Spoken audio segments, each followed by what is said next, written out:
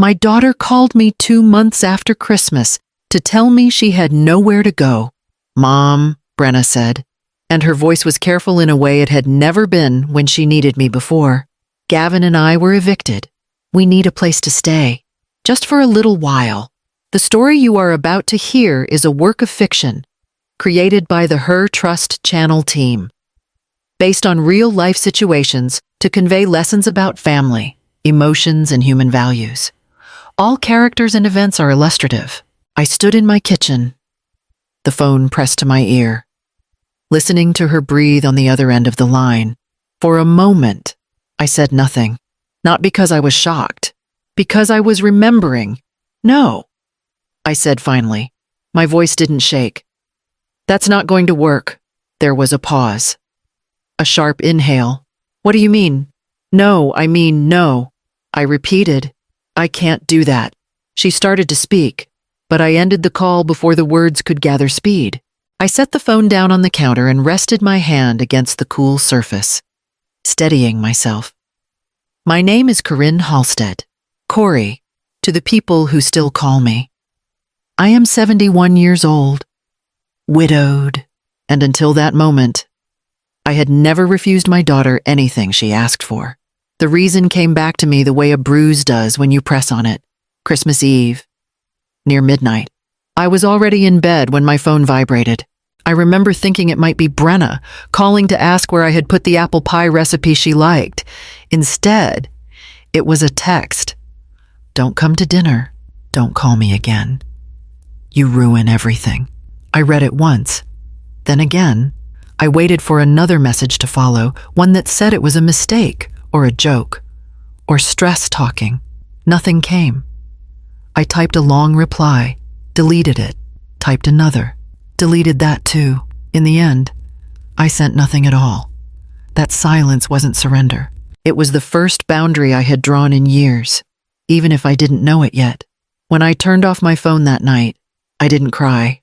I lay there staring at the dark, holding on to the quiet, unaware that it would carry me all the way to the moment I finally said no. And that was only the beginning. I had been cooking since early morning, moving from one dish to the next like it mattered who would taste them first. Don't forget the cinnamon, I told myself out loud, stirring the sauce the way Brenna liked it when she was little, not too much. By noon, the counter was full, everything she used to ask for by name. I packed the food carefully into glass containers, wiping the rims before sealing them, as if presentation could make me easier to accept. The gifts were already wrapped, then unwrapped, then wrapped again. The first ones hadn't felt right. Too practical, too small. I drove back to the store and exchanged them. Even though it meant using nearly half of what I had set aside that month, I told myself it was fine. I told myself she deserved something better. I checked my phone while the food cooled. No messages. Maybe she's busy, I said, though no one was listening. I packed everything into bags and lined them by the door. Only then did the message arrive. Don't come to dinner. Don't call me again. You ruin everything. I sat down hard at the kitchen table and read it again. Then again, the words didn't change. What did I do? I whispered. I replayed the last visit in my head, 2 weeks earlier. I had asked if they were managing. I had mentioned the clutter in the hallway, gently. I thought, I had stayed a little longer than planned. I pressed my fingers into my temples. Did I talk too much? I said aloud. Was I too quiet? Did I look disappointed without meaning to? I picked up my phone and started typing. I'm sorry if I said something wrong. I was only trying to help. Please tell me what I did. I erased every line. The bags by the door stared back at me. Food prepared, gifts paid for, proof, laid out neatly. That I had tried. I realized then that I had packed everything before she pushed me away. I had prepared love in advance, as if love could be presented at the door and accepted out of obligation. I didn't unpack anything. I just sat there, listening to the quiet settle in, holding a phone that no longer felt like it belonged to me, and wondering when effort had stopped being enough. The morning after Christmas, I opened my messages and kept scrolling. Not because I wanted to torture myself, because I needed to understand how we had gotten there. I went back months, then a year, then farther. Brenna's name appeared again and again, but the tone shifted, depending on what she needed. Mom. Are you awake, Mom? Can you call me? It's important. Mom. We're short this month. Those messages were warm, familiar. She used my name then, not the clipped version she preferred lately. She added hearts. Smiling faces. I kept scrolling. When I had sent messages without a problem attached, the replies were different. Busy today. We'll talk later. Everything's fine. Weeks passed between those answers. Sometimes there was no answer at all. I said it out loud, quietly, as if saying it softly might make it less true. She only sounds like my daughter when she needs something. I opened my banking app and started counting. I didn't write anything down. I didn't need to. I knew the shape of it already. Rent gaps, a car repair, groceries just this once. Emergencies that kept repeating. But the money wasn't the worst part. The worst part was the effort. I called every Sunday. I sent photos of things she liked. I remembered dates. I showed up. She didn't ask how I was unless the conversation had already started. She didn't visit unless there was something to pick up. She didn't check in unless she was about to ask. I stopped scrolling and looked at the date of my last message. It had been days, then weeks. My phone hadn't rung. She hasn't noticed, I said. And my voice surprised me with how steady it sounded. I didn't announce my silence. I didn't warn her. I simply stepped back, and nothing rushed in to fill the space. That was the evidence. Not the text on Christmas. Not the numbers I could total. The quiet that followed when I stopped reaching. I set the phone down and folded my hands together, feeling something shift inside me. Not anger, not even sadness. Recognition. I had been present for years. The moment I wasn't, I disappeared. By mid-morning, the bags were still by the door. I stood there looking at them. The way you look at something you made plans around. I picked up my phone and searched for a number I hadn't called in years. Children's Outreach Center. A woman answered. My name is Corinne Halstead. I said, I have a lot of prepared food, Christmas food. I was wondering if you could use it. There was a pause. Then her voice softened. I'm Della Reyes. Yes. We can use it. We always can. I loaded the bags into my car without ceremony. No speeches. No sudden sense of purpose. Just motion. When I arrived, Della met me at the door. She didn't ask why I was there alone. She didn't look at the food like it was charity or pity. You cooked all of this, she asked. Yes, I said. Thank you, she replied. Simply, as if I had done something ordinary, as if it didn't require explaining. A few children hovered nearby, curious but polite. One of them pointed at a container. Is that the sweet one? It is, I said, and handed it over. No one asked what I had lost. No one asked what I was trying to make up for. They took what I brought and made room for it, without questioning whether I deserved to be there. Della walked me back to my car after everything was unloaded. You helped more than you know today, she said. I'm glad, I answered. And I was. Not relieved, not healed, just glad to be useful without having to earn it through apology. The drive home was quiet, as, when I opened my front door, the house felt exactly the same as I had left it. Empty, clean, waiting. I set my keys down and stood in the kitchen for a moment, noticing the absence where the food had been. I didn't feel lighter. I didn't feel worse. I felt steady. That night, I ate something simple and went to bed early. My phone stayed face down on the table. No messages came in. I slept alone, as I had the night before, knowing that giving love away had not filled the space it left behind. But it had shown me something important. I could choose where my effort went, even if it meant walking back into a quiet house afterward. The message came 3 days later, in the middle of the afternoon, as if it had been scheduled. Mom, I heard you didn't come by on Christmas. I think things got misunderstood. Gavin and I have been under a lot of stress. You know how it is.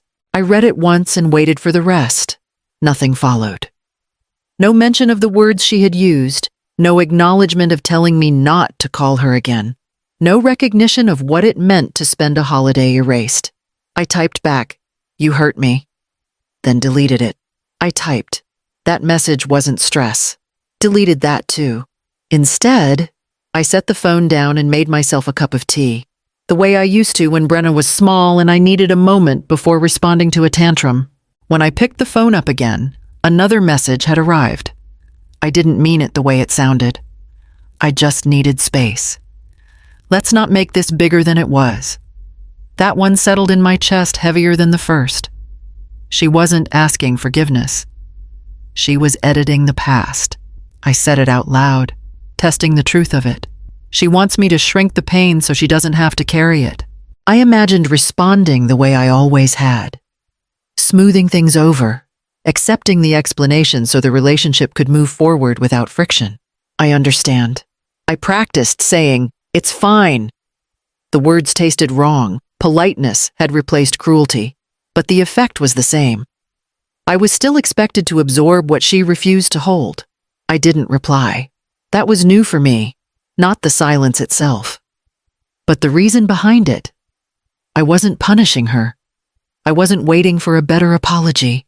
I simply wasn't willing to translate her comfort into my responsibility anymore. The phone stayed quiet after that. No follow-up. No concern that I hadn't answered.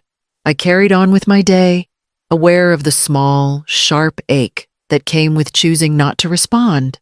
It wasn't relief. It wasn't resolve. It was the first thin line of a boundary, drawn without announcement, holding firm because I had finally stopped explaining myself to someone who wasn't listening. I called my sister Lenore on a Tuesday morning because she was the only one who would tell me the truth without softening it.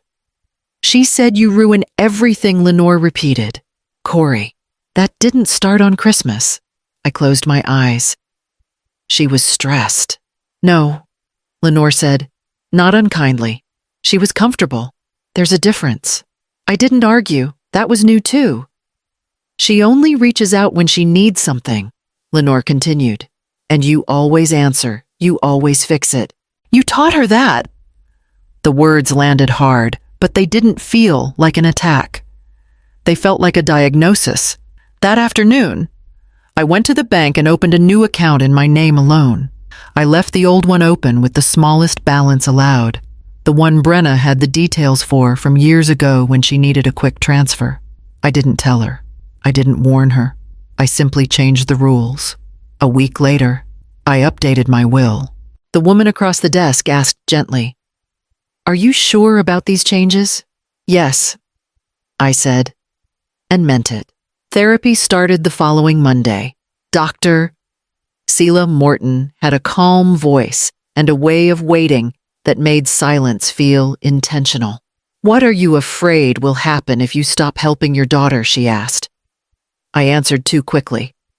"I'll lose her." She nodded once. "And if the only thing keeping her close is what you provide?" I looked down at my hands. "Then I already lost her." We sat with that. "I think I made myself useful so I wouldn't be optional," I said. The words surprised me with how true they sounded. "Dr." Morton leaned forward slightly. "Usefulness can buy access.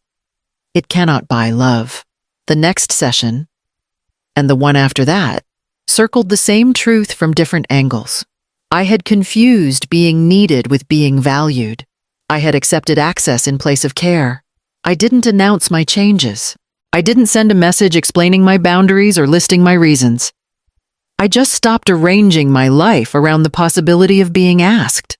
The quiet that followed wasn't empty. It was unfamiliar. It required adjustment. But for the first time in a long while, my choices felt like mine, made without permission, held in place by something steadier than fear. I didn't announce my silence. I simply stopped reaching. No good morning texts. No reminders. No Sunday calls. I let the days pass without leaving a trail behind me. At first, I waited for Brenna to notice. She didn't. A week went by, then two. I checked my phone out of habit more than hope. Nothing from her, no irritation, no confusion. No. Are you okay? The absence settled in quietly, like something that had always been there and was finally visible. Lenore called once. Have you heard from her? No, I said. Lenore let out a breath. And how does that feel? I thought about it. Clarifying. The requests stopped too. No sudden emergencies. No shortfalls. No careful messages that started warm and ended with a number. At first, I almost felt relief. Then I understood what it meant. They hadn't stopped because they respected my space. They had stopped because they were finding money somewhere else. That realization landed heavier than the silence. One afternoon, my phone buzzed. My heart jumped before my mind could catch up. It was a message from Brenna. Do you still have the box of winter coats in your garage? I stared at the screen. No greeting. No acknowledgement of the weeks between us. Yes. I typed back, then paused. I erased it and put the phone down.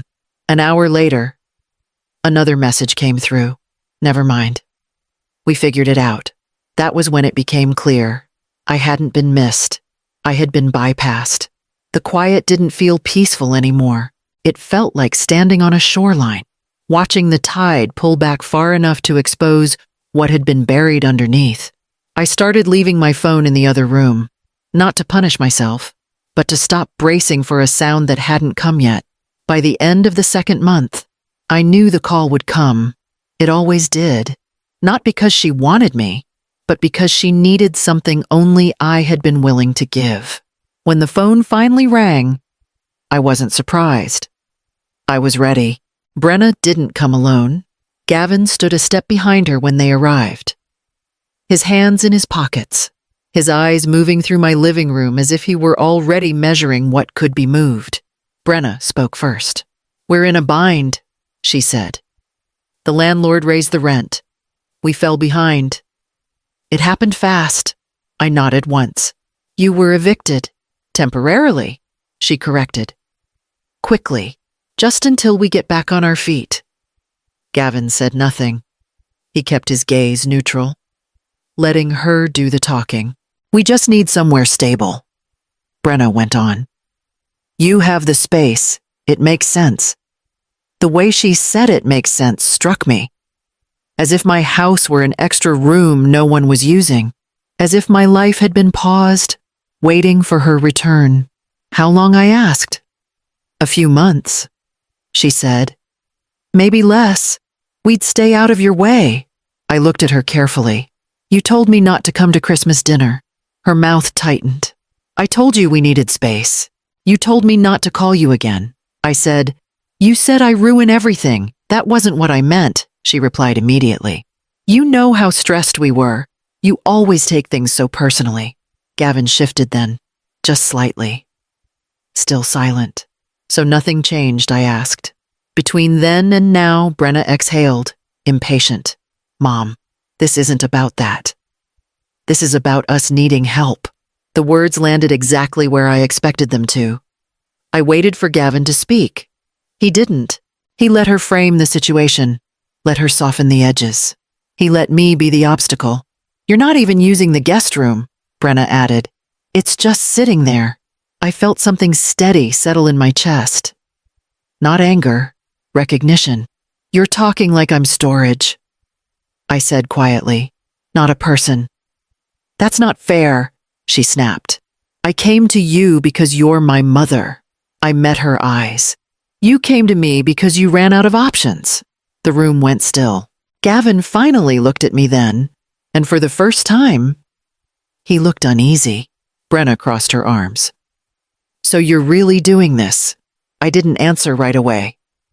I didn't need to. What she heard in my silence was not uncertainty. It was the sound of the door closing on an assumption she had never questioned. I didn't raise my voice. I didn't explain myself twice. I'm not letting you stay here, I said. Not now. Not for a few months. Not at all. Brenna laughed, sharp and disbelieving. You can't be serious. I said, Gavin finally spoke. Corey, this is temporary. We're family. Family doesn't assume. I replied. Family asks. Brenna stepped forward. After everything I've been through, you're choosing this moment to punish me. I'm not punishing you. I said. I'm stopping. Stopping what she snapped. Stopping the pattern. I said. You disappear until you need something. You talk to me when there's a problem attached. You erase me when I'm inconvenient. That's not fair, she said. You always twist things. You told me not to call you again. I said, you told me I ruin everything. Then you showed up expecting a bed. That was one night, she shot back.